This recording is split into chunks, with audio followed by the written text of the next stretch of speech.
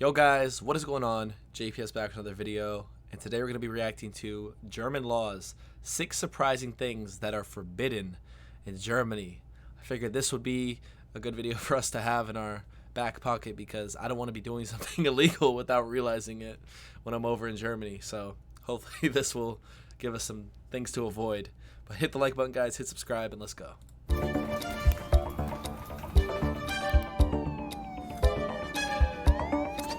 Polizei! Do you want to stay on the right side of the law in Germany? Well, here are a few things you probably didn't realize are banned here. Several times a year, on so-called silent days, dancing in public is forbidden in Germany.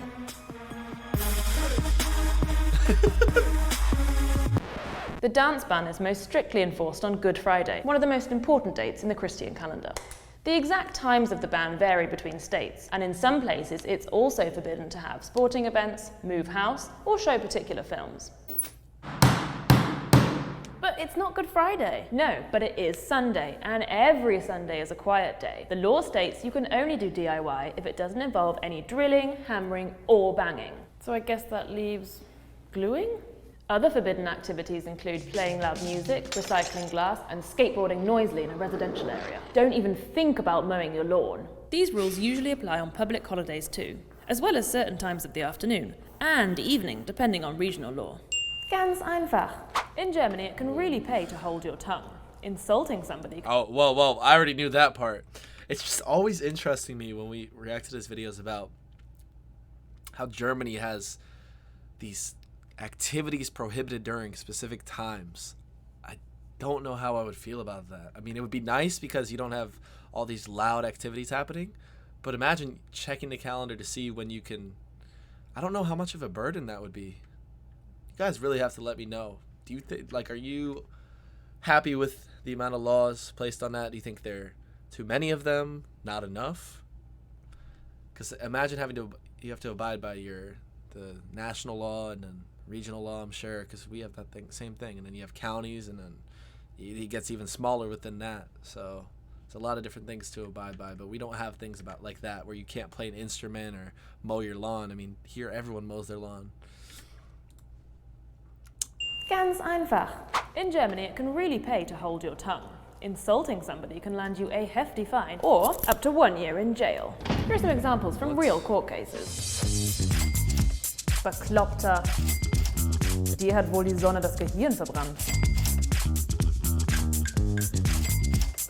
Am liebsten würde ich jetzt Arschloch zu dir sagen.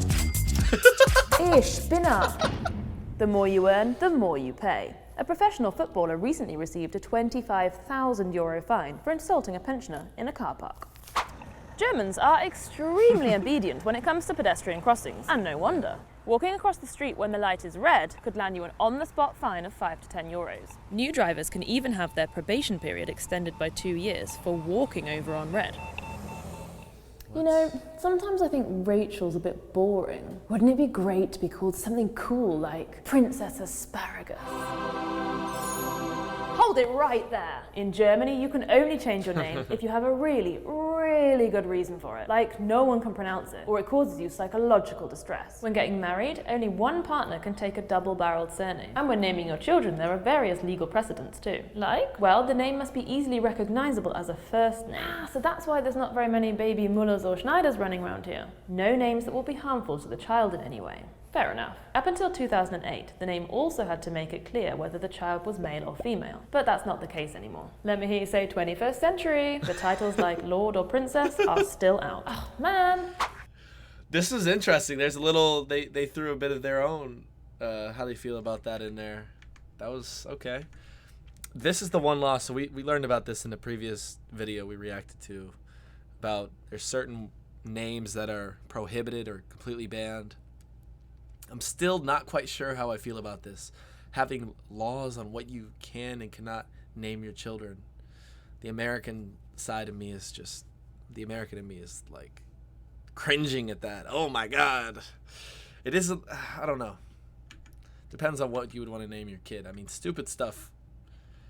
I don't know. See? But then again, should someone be able to name their kid whatever they want? I don't know. I don't know, guys. Step away from the sponge. What? I'm not even allowed to wash my own car in front of my own home. No, but with good reason. The water containing dirt, grease and cleaning chemicals can make its way into the groundwater and eventually into rivers and lakes. Save yourself a possible fine of thousands of euros and head to a professional car wash. They'll have to comply with strict rules when disposing of the water. So what do you reckon? Have the Germans gone too far, or do you love a good ban? Comment below. That water ban I love. That water ban that's great, I think. We don't have that. We put whatever we want in our water, and look where it got us. We can barely drink the damn water. See you next time. And remember, immer sauber bleiben. All right, well, the one thing I think I can take away from this video, regardless of the environment, is watch what you say. Like the insults and stuff, just throw the pride away, even if someone else did it first. I don't want to have any,